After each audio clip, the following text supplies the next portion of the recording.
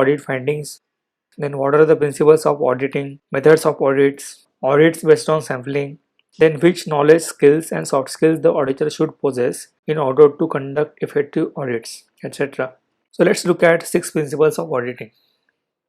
The 6 principles include integrity, fair presentation, due professional care, confidentiality, independence, and evidence-based approach. One addition to above principles is risk-based thinking, which is as per ISO 19011 2018 version.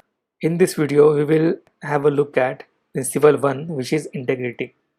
So integrity is considered as the foundation of professionalism. Definition of integrity is the quality of being honest and having strong moral principles. You need to demonstrate competence, be impartial during audits, and be sensitive to any influences that may lead to make judgments. You need to demonstrate competence. Competence here means the ability to implement knowledge and skills, which means you need to demonstrate that you are capable of doing the auditing job. By auditing doesn't mean you should know everything about everything, and no need to make others feel that. In order to do an effective audit, try to understand the process. In order to do that, start asking open-ended questions.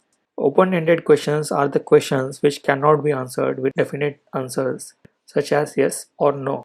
By asking open-ended questions, you can understand the work and the process of auditing, and then you can proceed further. Focus on adding value to the process and business, not on finding non-conformities. Of course, you can raise NCs if observed.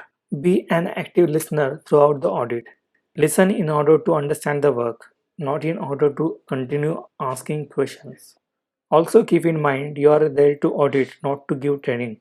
You can tell what is required by the standard and if required, common ways of conforming to a particular requirement of the standard. But do so after completion of the audit. Conversion of audit into training is common problem.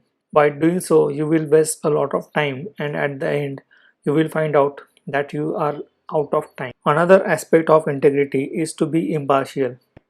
In order to remain impartial, always focus on agenda of the audit. Do not audit your own work and try to avoid auditing your boss. Avoid auditing person or department you feel you can be biased towards or can affect achieving objective of the audit. Stay away from any bribe, whether small or big. Also watch your words. Let's imagine you go for the audit, which is a certification audit, that is external audit. The representative of the company is wearing a nice shirt.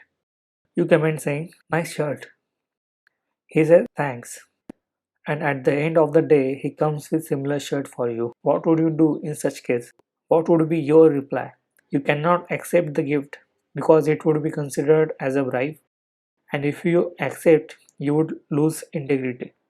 And you also cannot directly refuse the gift because you would hurt the sentiments of the person and can be considered as unprofessional. The question is, how would you reply to that person to say no to the gift without hurting his sentiments?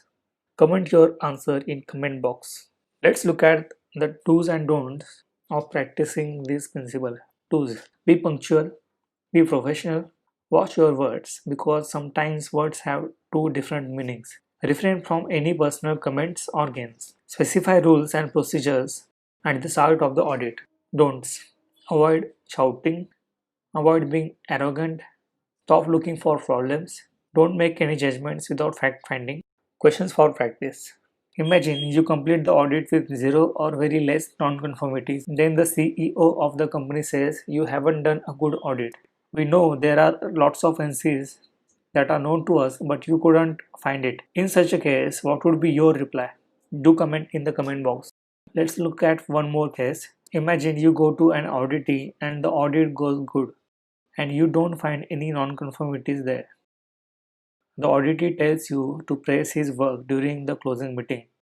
This will help him to get a promotion since appraisal is due next month. What will you do as an auditor?